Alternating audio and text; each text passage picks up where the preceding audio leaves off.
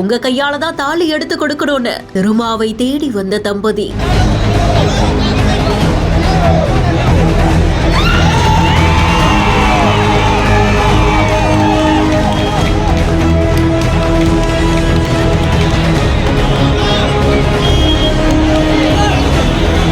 புதுச்சேரி வில்லியனூர்ல தமிழ் முறையில கும்பாபிஷேகம் நடந்தது. இதை நடத்தி வைக்கிறதுக்காக விசிக தலைவரான திருமாவளவன் அவர்கள் வந்திருந்தாங்க. அண்ணா சாலையில இருக்கக்கூடிய ஹோட்டல் ஒன்றுல தங்கி இருந்தவங்க கோவில் கும்பாபிஷேகத்துக்காக புறப்பட்டு வெளியில வந்திருந்திருக்காங்க. அப்போ வாசல்லையே மணமக்கள் சதீஷ் சுபா காத்திருந்திருந்திருக்காங்க.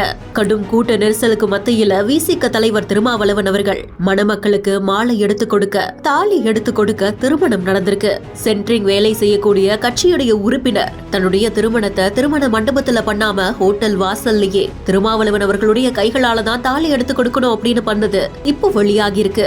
செய்தி குறித்தான உங்களுடைய கருத்துக்களை கமெண்ட் செக்ஷன்ல சொல்லுங்க. மேலும் செய்திகளுக்கு பிஹைண்ட் நியூஸ் வாட்ஸ்அப் சேனலுடன் இணைந்திருங்கள்.